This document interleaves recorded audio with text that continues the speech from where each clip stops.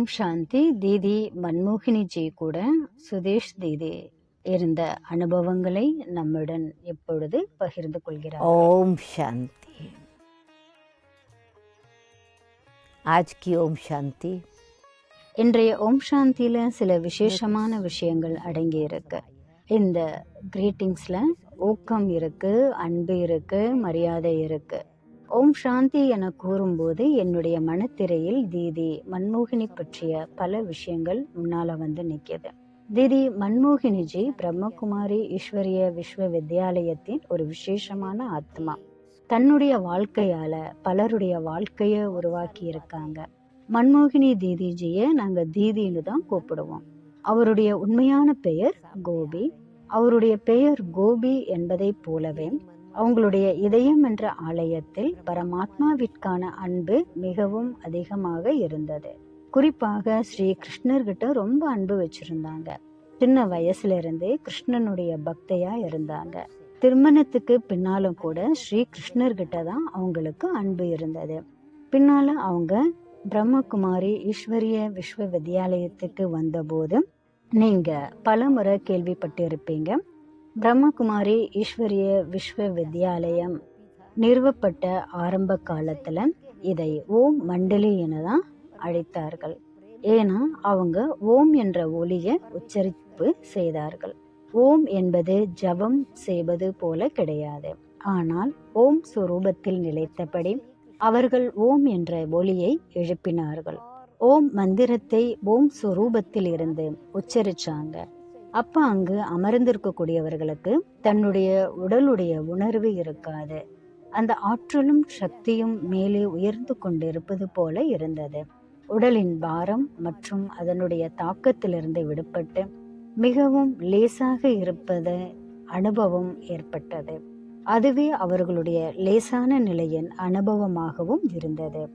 மேலும் யஜ்யத்தின் ஸ்தாபனைக்காக நிமித்தமாக இருந்த பிரம்மா பாபா அவர்கள் ஓம் ஒலியை வழிநடத்தும் போது அங்கிருந்த அனைவரும் ஓம் ஜபம் செய்தாலும் அல்லது ஓம் ஒலியை உச்சரித்தாலும் அந்த சூழலில் பலருக்கு ஸ்ரீ கிருஷ்ணனுடைய சாட்சாத்காரம் ஏற்பட்டது.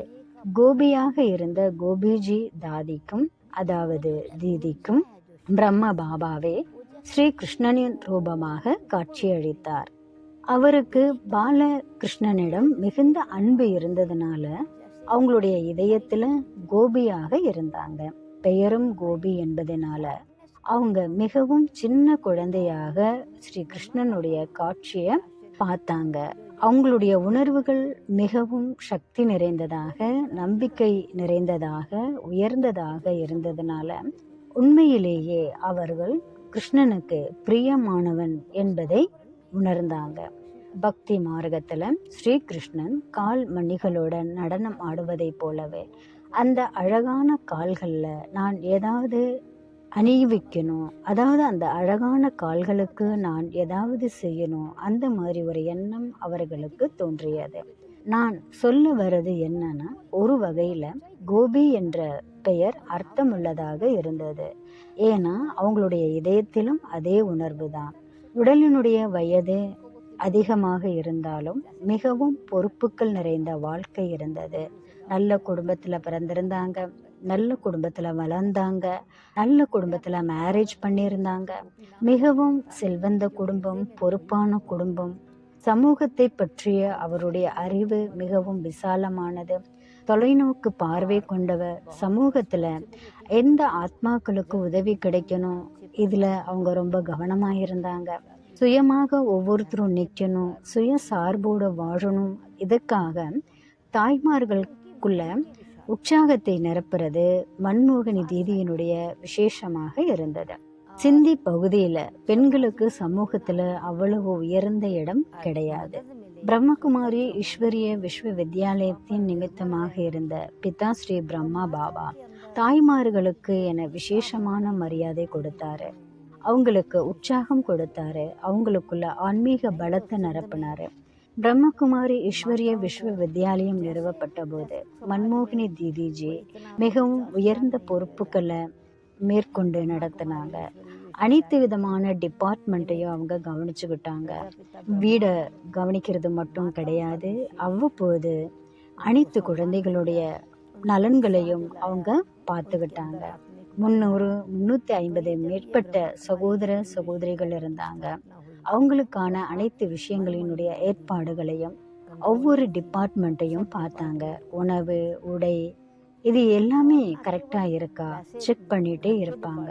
ஒவ்வொருத்தருடைய சமையல் எப்படி இருக்கு, ஒவ்வொருத்தருமே இருக்கக்கூடிய இடத்த எந்த மாதிரி சுத்தமா வச்சிருக்காங்க, இதையும் அவங்க கவனிச்சுக்கிட்டாங்க.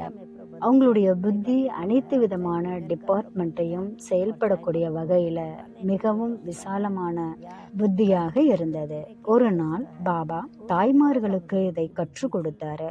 நான் ஒரு பெண், நான் ஒரு சாதாரண தாய், நான் என்ன செய்ய முடியும் என்ற எண்ணத்தை வைத்திருக்க கூடாது. ஆத்மா என்பது ஆண் பெண் என்ற உணர்வை தாண்டியது. தீதிஜிக்கு நான் ஆத்மா, ஆத்மா ஆண் என்ற உணர்வு இருந்தது. ஆத்மால ஆண் ஆத்மா, பெண் ஆத்மா அப்படி கிடையாது. ஆத்மால பெண் ஆத்மா பலவீனமானது, ஆண் ஆத்மா சக்தி நிறைந்ததுன்னு கிடையாது. அப்போ தீதிஜி அவங்களுக்குள்ள அதிகமாக உறுதியோட இருந்தாங்க. ஆன்மீக பலம் அவங்களுக்கு அதிகமா இருந்தது.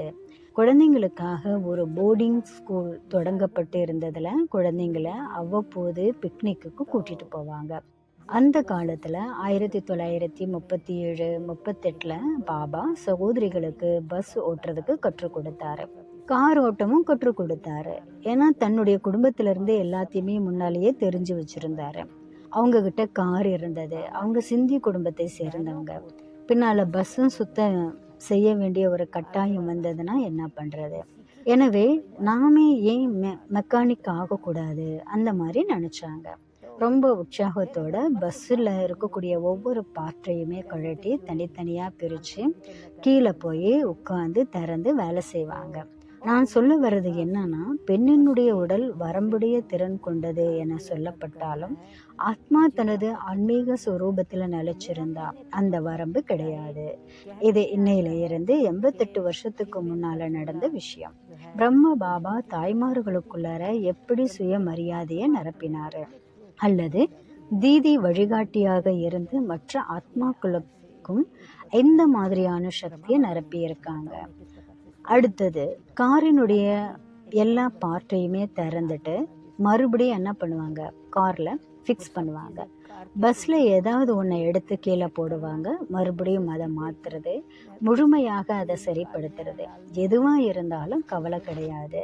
தீதிஜி கிட்ட அனைத்து வகையிலும் திறமை இருந்தது. இந்தியாவுக்கு வந்தபோது ஆன்மீக கல்வி தன்னிடம் மட்டும் வைத்துக் கொள்ளல. பாபா பிரம்மகுமாரி ஈஸ்வரிய விஸ்வ வித்யாலயத்தின் சகோதரிகளுக்கும் சகோதரர்களுக்கும் உங்களுக்கு கிடைத்த இந்த ஞானத்தை மற்றவர்களுக்கும் தர வேண்டும் என கூறினார்.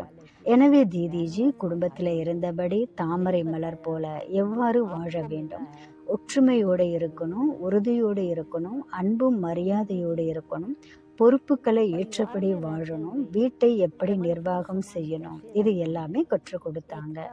ஒரு தாயினுடைய ரூபத்துல இருந்து கற்றுக் கொடுத்தாங்க.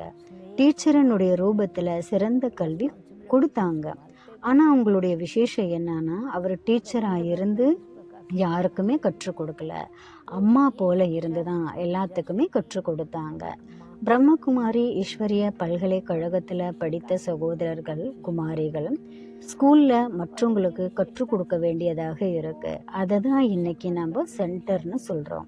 அவங்க சென்டர்னுடைய டீச்சரா ஆனபோது தீதிஜி சொல்லுவாங்க, நான் டீச்சர்ன்ற உணர்வுல இருந்தா உங்களுடைய சொந்த படிப்பு எல்லாமே மறந்து போயிடும். அப்ப உங்களுக்குள்ள நான் மற்றவர்களுக்கு கற்றுக் கொடுக்க வேண்டும் என்ற எண்ணம் மட்டும்தான் வரும். எனவே அப்படி இருக்கக்கூடாது. நாம் என்ன பண்ணணும், முதல்ல நாம் நல்லா படிக்கணும், மற்றவங்களுக்கு கற்றுக் கொடுக்கணும். நம்முடைய தீதிஜியினுடைய எடுத்துக்காட்டு என்னன்னா, தினமும் காலையில என்ன பண்ணுவாங்க, கிளாஸுக்கு முன்னால வந்து அவங்க தான் உட்காருவாங்க. முதல் ஸ்டூடெண்டா தீதிஜி காலையில வந்து கிளாஸ்ல உட்காருவாங்க. அதுக்கு முன்னால டெய்லி அமிர்த வேலை யோகா 4 இருந்து 4 மணிக்கு கிளாஸ் ஹாலுக்கு ரெடி ஆகிட்டு வந்து கிளாஸில் உட்காந்து யோகா பண்ணுவாங்க. மற்றவங்களுக்கும் யோகா பண்ண வைப்பாங்க. அப்போது தீதி அவங்களுடைய திருஷ்டியில் யோகா பண்ணக்கூடிய நேரத்தில் அவங்களுடைய திருஷ்டியில் மிகவும் ஆழமான ஒரு சக்தி இருந்தது, அன்பு இருந்தது, ஒளியினுடைய அதிர்வுகள் எல்லாத்துக்குமே அவங்க கொடுத்துட்ருக்கக்கூடிய அனுபவம் இருந்தது. தீதி முழுமையாக விழிப்புணர்வோடு சக்தி வாய்ந்த நிலையில் இருப்பாங்க. அவங்களுக்கு முன்னால் யாராவது உட்காந்து யோகா பண்ணிகிட்ருக்காங்கன்னு வச்சுக்கோங்களேன், அவங்களுக்கு தூக்கத்தினுடைய அதிர்வுகள் இருக்காது. மாறாக விழிப்புணர்வினுடைய அதிர்வுகள் மிகவும் சக்தி வாய்ந்ததாக இருக்கும். உற்சாகம், ஊக்கம் நிறைந்த உணர்வு இருக்கும். ஒரு லைட் ஹவுஸ், மைட் ஹவுஸ் நமக்கு முன்னால் இருக்கிறது போல இருக்கும். அதனால் அனைவருக்குள்ளேயும் எப்போதுமே உற்சாகம் தென்படும். எனவே அமிர்த வேலையினுடைய யோகாவை தீதி தானே வந்து உட்கார்ந்து செய்ய வைப்பாங்க. அடுத்தது பாருங்க, கிளாஸில் ஃபஸ்ட்டு ஸ்டூடெண்ட்டாக உட்காந்துக்குவாங்க. தீதிஜி மற்றவங்களுக்கு உற்சாகம் கொடுத்துட்டே இருப்பாங்க. யார் முரளி படித்தாலும், தாதிஜி முரளி படித்தாலும் சரி, டீச்சருக்கு முன்னால் நம்ம போய் கிளாஸில் உட்காரணும்னு நினைப்பாங்க. ஏன்னா ஸ்டூடெண்ட்டு லேட்டாக போய் கிளாஸில் உட்காந்தா மார்க்கு கம்மியாயிரும்னு சொல்லுவாங்க. அவங்களுக்குள்ள உற்சாகம் இருந்தது, பயம் கிடையாது, சுயமரியாதை இருந்தது. அடுத்தது கிளாஸில் என்ன பண்ணுவாங்கன்னா, டெய்லி நோட்ஸ் எடுப்பாங்க. நோட்ஸ் எடுத்து கேள்வி பதிலாக ரெடி பண்ணி வைப்பாங்க. ரொம்ப சுவாரஸ்யமான விஷயம் என்னன்னா, அந்த கொஸ்டின் ஆன்சரை தனக்காக மட்டும் வச்சுக்க மாட்டாங்க. அவங்க நோட் பண்ணி இருக்கக்கூடிய கேள்விகளை மத்தியான நேரத்தில் வாக்கிங் போகும்போது இல்லை ஏதாவது ஒரு இடத்துல உட்காந்து எல்லாத்துக்கிட்டையுமே கொஸ்டின் கேட்பாங்க. அப்போது அதில் என்ன பண்ணுவாங்கன்னா, எல்லாருடைய புத்தியையும் கொஞ்சம் சுறுசுறுப்பாக வச்சுக்குவாங்க. காலையில் கிளாஸ்க்கு போகிறதுக்கு முன்னால் நம்ம குட் மார்னிங் சொல்கிறதுக்காக தீதி கிட்ட போவோம். உடனே அவங்க என்ன பண்ணுவாங்கன்னா, போன நாள் முரளியை கவனமாக கேட்டு எழுதியிருந்தால் அதனுடைய கேள்வியை கேட்பாங்க. நம்ம சரியாக பதில் சொல்லலைன்னா நம்மளை ஃபெயில் பண்ணிட்டோன்றதுல அவங்களுக்கு ரொம்ப சந்தோஷம் இருக்கும். அதே நேரத்தில் நம்மளை உற்சாகப்படுத்துறதுலையும் சந்தோஷம் இருந்தது. அது ஒரு வேடிக்கையாக இருந்தாலும் கவனமாக கேட்கறது எவ்வளவு அவசியம் அதை நமக்கு சொல்லி கொடுத்துருப்பாங்க. இதனுடைய பொருள் என்ன? Student life is the best life. மாணவ வாழ்க்கை மிகவும் சிறந்தது, தெய்வீகமான வாழ்க்கை சிறந்தது. பகவான் நமக்கு பாடம் நடத்துகிறாரு. இதுதான் தீதிஜியினுடைய சிறப்பாக இருந்தது. படிக்கணும், மற்றவங்களுக்கு கற்றுக் கொடுக்கணும். அவர் நிர்வாகத்தில் மிகவும் சுறுசுறுப்பாக இருந்தாங்க. அவங்களுடைய பொறுப்பு டெல்லியில இருந்து ஸ்ரீநகர் வரை இருந்தது. உண்மையில் குஜராத் அகமதாபாத்தில் தொடங்கப்பட்ட சென்ட்ரு ஆரம்பத்தில் அவர் தான். அகமதாபாத்தில் இருந்து ஸ்ரீநகர் வரை இருந்த எல்லா சென்டருங்களுக்கும் அவங்களுடைய பொறுப்பில் தான் எல்லாமே நடந்தது. டெல்லி முக்கியமான சென்டராக இருந்ததுனால அவங்க டெல்லியில் தான் தங்கியிருந்தாங்க. ஆனால் நிர்வாகத்தில் ரொம்ப திறமையானவங்க டெல்லியை சுற்றி இருந்த சென்டருங்களுக்கு நடுவில் போயிட்டு வருவாங்க. அடுத்தது லெட்டர் பரிமாற்றம் இருக்கும். மிகவும் பயிற்சி செஞ்ச ஒரு அதிகாரியை போல் அவங்க செயல்பட்டாங்க. ஒரு சின்ன அட்டாச் பெட்டி அவங்க எப்போவுமே பாக்ஸை கையில் வச்சுருப்பாங்க. அதில் டெய்லி வரக்கூடிய லெட்டரை போட்டு வைப்பாங்க. அந்த லெட்டரில் இருக்கக்கூடிய விஷயங்களை படித்து பக்கத்தில் ஒரு பேடையும் வச்சுருப்பாங்க. அந்த பேடில் என்ன பண்ணுவாங்கன்னா, எல்லாத்தையுமே நோட் பண்ணி வைப்பாங்க. எந்த லெட்டருக்கு பதில் கொடுக்கணும் அதை நோட் பண்ணியிருப்பாங்க. மற்ற வேலைங்களை நோட் பண்ணுவாங்க. இன்றைக்கி இந்த வேலை செய்யணும், நாளைக்கு இந்த வேலை செய்யணும், இந்த மாதிரி அது எல்லாத்தையுமே தனித்தனியாக நோட் பண்ணி வைப்பாங்க. ஸ்கூலில் முறையாக கல்வி கற்காத ஒரு அம்மா எவ்வளவு துல்லியமாக ஆஃபீஸ் வேலையை எச்சரிக்கையோட பொறுப்போட செஞ்சுருக்காங்க. யாருடைய மனநிலையை ஊக்கப்படுத்தணுமோ, எந்த குடும்பத்துக்கு ஆலோசனை வழங்கணும், தீதி மிகுந்த உற்சாகத்தோட அதுக்கு லெட்டர் எழுதுவாங்க. வெறும் லெட்டர் மட்டும் இருக்காது, அவங்களுடைய சிறப்பு என்ன, அதன் கூடவே ஞானத்தையும் அனுப்புவாங்க. அந்த காலத்தில் அந்தர் தேசிய கடிதங்கள் இருந்தது. வெறும் உரையில் லெட்டர் அனுப்புறது கிடையாது, ரெண்டுமே ஒன்றா இருக்கணும் சொல்லுவாங்க. அந்த லெட்டரில் ஒரு பக்கத்தில் டெய்லி முரளியினுடைய கேள்வி பதில்கள் பிரிண்ட் ஆகிருக்கும். மற்ற 2 பக்கத்தில் யார் லெட்ரு எழுதியிருக்காங்களோ, கேள்வி கேட்டாங்களோ அவங்களுக்கான அது எல்லாத்தையுமே ஆலோசனை அதுக்கு அவங்க பதில் எழுதியிருப்பாங்க. அவங்க எல்லா துறைகள்லையுமே முழுமையான திறமையானவங்க. அடுத்தது முக்கியமாக அவங்க வீட்டை ரொம்ப சுத்தமாக ஒழுங்காக அழகாக வச்சுருப்பாங்க. இதில் கொஞ்சம் கவனம் அதிகமாக கொடுப்பாங்க. சின்ன குமாரிங்க குடும்பத்தோட பாபாவுடைய வீட்டுக்கு வந்து சென்டரில் தங்கி இருக்கும்போது தீதி நடுவில் போய் எல்லாத்தையுமே பார்த்துட்டு வருவாங்க. சேவையினுடைய சென்டர் எப்படி பராமரிக்கப்படுது இதை பார்ப்பாங்க. சென்டர் சுத்தமாக வச்சுருக்காங்களா, எல்லா ஏற்பாடுகளுமே சரியாக இருக்கா, இதை அவங்க கவனிப்பாங்க. எப்போதுமே ஒரு வார்த்தை நமக்கு நினைவில் கொண்டு வருவாங்க. உங்களுடைய மனநிலை சரியாக இருந்துச்சுன்னா, உங்களுடைய ஸ்டேஜ் சரியாக இருந்தால் உங்கள் சென்டர் ரொம்ப சக்தி வாய்ந்ததா, நல்லதா, சுத்தமாக இருக்கும். சில நேரத்தில் அழுக்க மறைச்சு வைக்காதீங்க, அதில் கவனம் வைப்பாங்க. சில சமயம் குமாரிகள் இல்லைன்னா தாய்மார்கள் டைம் இல்லாத காரணத்தினால, சோம்பல் காரணத்தினால பரவாயில்லன்னு அயன் பண்ணாத துணியை என்ன பண்ணுவாங்க, பீரோவுக்கு பின்னால் மறைச்சி வச்சு ஸ்க்ரீனை இழுத்து போட்டுருவாங்க. தீதி சுற்றி பார்க்க வரும்போது பீரோவில் என்ன இருக்குது, இங்கே என்ன வச்சுருக்கீங்கன்னு வேணும்னு கேட்பாங்க. அதனாலேயே தீதி வருவாங்க, வீடு ரொம்ப சுத்தமாக ஒழுங்காக இருக்கணுன்ற எண்ணம் எல்லார்கிட்டையும் இருக்கும். இந்த மாதிரி மனிதனுடைய தூய்மை, வீட்டினுடைய தூய்மை, குடும்பத்தினுடைய தூய்மை எல்லாமே கரெக்டாக அமைத்து கொடுப்பது தீதியினுடைய தனி சிறப்பாக இருந்தது. தன்னுடைய உடலையும் ரொம்ப நல்லா கவனிச்சுட்டு தான் வந்தாங்க. ஆனால் உடலுக்கு கொஞ்சம் வயது அதிகமாக இருந்தது. முழங்காலில் வலி இருந்தாலும் சேவைக்காக சென்டருக்கு போய் சேவை செய்கிறது, நாலேஜ் கொடுக்கறது, கிளாஸ் நடத்துறது, இது எல்லாமே தீதி பஸ்ஸில் தான் ட்ராவல் பண்ணாங்க. பஸ் நிற்கிறதுக்கு பஸ் ஸ்டாண்டுக்கு போகிறதுக்கு ஒரு 10 நிமிஷம் ஆகும். அந்த 10 நிமிஷம் ஆகக்கூடிய அந்த நேரத்தில் ஒவ்வொரு அடியையும் பரமாத்மாவினுடைய நினைவினுடைய அடிப்படையில் தான் அவங்க நடந்து போவாங்க. பரம்பிதா பரமாத்மாவை நாம் அப்பா என்ன சொல்கிறோம் இல்லையா, பிரம்ம பாபாவை நம்ம மூத்த சகோதரர்னு சொல்கிறோம். பிரம்ம பாபா தன்னுடைய வாழ்க்கையை எவ்வளோ சுறுசுறுப்பாக வச்சுருந்தாரு. பரம்பிதா பரமாத்மா ஆத்மாவுக்கு எப்படி சக்தியை நிரப்புறாரு, இதை பற்றி அவங்க எப்பவுமே சிந்திச்சுட்டே இருப்பாங்க. பாப் தாதாவையும் அதாவது முன்னோர்களையும் நினைவில் நம்ம வைக்கணும். பரமாத்மாவின் ஸ்ரீமத் படி நம்ம நடக்கணும். எப்பவுமே அவங்களுக்குள்ள உற்சாகம் இருந்துட்டே இருக்கும். மன்மனா பவ மத்தியாஜி பவ, மனதை பரமாத்மாவிடம் இணைக்க வேண்டும். லட்சியம் உயர்வா வச்சிருக்கணும். உடல் உணர்வை பற்றிய கவனம் இருந்தது. வலி இருந்தாலும் நான் நோயாளின்ற உணர்வு இருக்கக்கூடாது. இந்த முறையில் அவங்க வாழ்ந்தாங்க. அவங்க கிட்ட பற்றற்ற தன்மை, மற்றவர்களை ஊக்குவிக்கக்கூடிய தன்மை மிகவும் அதிகமாக இருந்தது. எனக்கு ஞாபகம் இருக்கு, எப்போதுமே கிளாஸ் எடுக்கிறதுக்காக அவங்க போவாங்க.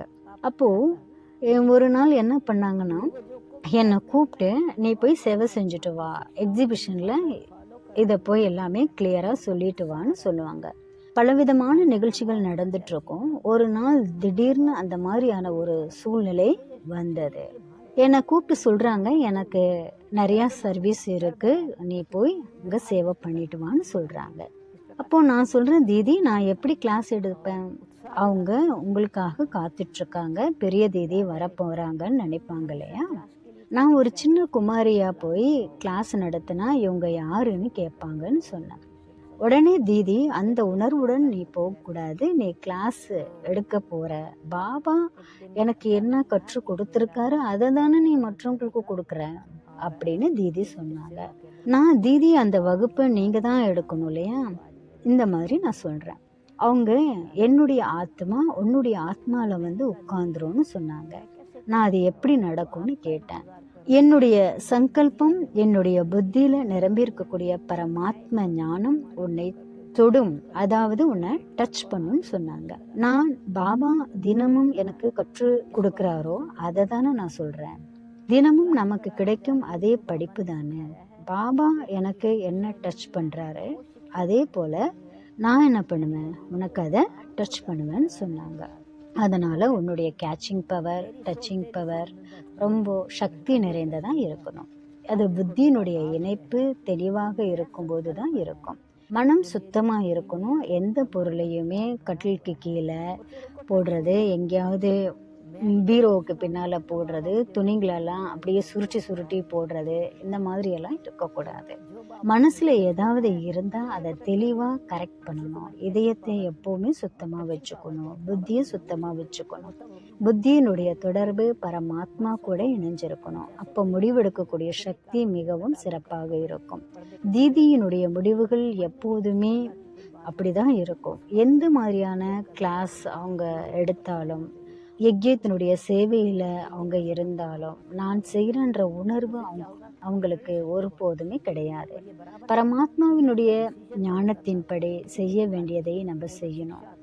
இந்த மாதிரி பற்றற்ற உணர்வுடன் இருந்தாங்க. ஈஸ்வரிய விதிமுறைகள், மரியாதைகள், தாரணைகள், இது எல்லாமே வாழ்க்கையினுடைய முக்கியத்துவத்தை அவங்க வாழ்ந்து காட்டியிருக்காங்க. அதே போல யஜ்யத்தினுடைய ஒற்றுமையும் தீதிஜியினுடைய ஒரு முக்கியமான சிறப்பாக இருந்தது. பரமாத்மாவினுடைய சேவை நடைபெறக்கூடிய இடத்துல ஒற்றுமை இருக்கணும். ஒரு கருத்து, ஒரு ஆட்சி, ஒரு கல்வி, நாம் அனைவரும் ஒன்று. ஏன்னா நாம் ஒரே குடும்பம். மாத்தேஸ்வரி சரஸ்வதிஜி உடலை விட்ட பின்னால சுமார் 1965 வருஷத்துல மவுண்ட் அபுல ஜெகதம்பா சரஸ்வதியினுடைய இடத்துல தீதி மன்மோகினிய பாபா உட்கார வச்சாரு. அவர் அனைத்து வகையான பொறுப்புகளை மிகவும் சிறப்பாகவே கவனிச்சாங்க. பிதாஸ்ரீ பிரம்ம பாபா அவ்யக்தமான பிறகு முழு யஜ்யத்தினுடைய அனைத்து நிர்வாகமும், பிராமண வாழ்க்கையின் மரியாதைகள், ஈஸ்வரிய விதிமுறைகளை பின்பற்றுவது, யஜ்யத்தை பாதுகாப்பது, தினசரி வாழ்க்கையில நாம் மாணவர்களாக இருப்பது, நாம் விகாரங்களை வெற்றி அடைந்து வெற்றியின் ரத்தினமாக மாறி போர் வீரர்கள் என்பதையும் அவர் நமக்கு நிலைநிறுத்தினார். நம்ம எல்லாருமே ஒரு குடும்பம், இது ஒரு நிறுவனம். இந்த மாதிரி அனைத்து செயல்களும் ஒழுங்காக நடைபெறக்கூடிய அளவுக்கு அவர் அமைத்து கொடுத்திருக்காரு. பின்னால பாபா அவ்யக்தமானவுடன் தாதி பிரகாஷ்மணிஜியுடன் இணைந்து அவரை எப்போதுமே நிர்வாக தலைவராக ஏற்று உற்சாகம் கொடுத்தாரு. யஜ்யத்தை நான் கவனிக்கணும், யஜ்யத்தினுடைய முழு நிர்வாகம் என்னுடைய பொறுப்பு என சொல்லுவாங்க. தாதி பிரகாஷ்மணிஜி வெளிப்புற சேவைகளையும் யஜ்ய சேவைகளையுமே நிர்வாகம் செஞ்சாங்க. ஒற்றுமை நிலைத்திருக்க வேண்டும் என்பதற்காக கருத்து சொல்ல வேண்டும் என்றால் ஒன்றாக கலந்து ஆலோசனை செய்து சொல்லுங்கள். உங்கள் முடிவே கிடையாது, உங்கள் கருத்தை சொல்லுங்கள். குழந்தையாக இருந்து கருத்தை சொல்லுங்கள். எஜமானனாக இருந்து கருத்து சொல்லாதீர்கள். குழந்தையாக இருந்து ஏற்றுக்கொள்ளுங்கள் என எப்போதுமே சொல்லுவாங்க. ஒற்றுமையை நிலைநிறுத்த தீதி எப்போதுமே தாதி பிரகாஷ்மணி, நானும் 2 பேருமே 2 உடல்கள், ஆனால் ஒரே ஆத்மா என சொல்லுவாங்க. அதாவது ஒற்றுமை இருக்கணும். அந்த ஒற்றுமையின் பலன்தான் பிரம்ம பாபா சென்ற பிறகும் இன்றும் யஜ்யம் ஒன்றாக இருந்து ஒற்றுமை என்ற நூலில் இணைக்கப்பட்டு உள்ளது. அதே போல இந்தியாவிலும் ஒரே தர்மம், ஒரே ராஜ்யம், ஒரே மொழி, சுயராஜ்யம் எப்பொழுதும் நிலைத்திருக்க வேண்டும் என்பதே மிக உயர்ந்த லட்சியமாகும். இந்த மாதிரியான மங்களகரமான உணர்வுகளை தீதிஜி எப்போதுமே நமக்காக உற்சாகமாக இருப்பதற்காக, ஊக்கமாக இருப்பதற்காக நமக்கு கொடுத்திருக்காங்க. ஓம் சாந்தி.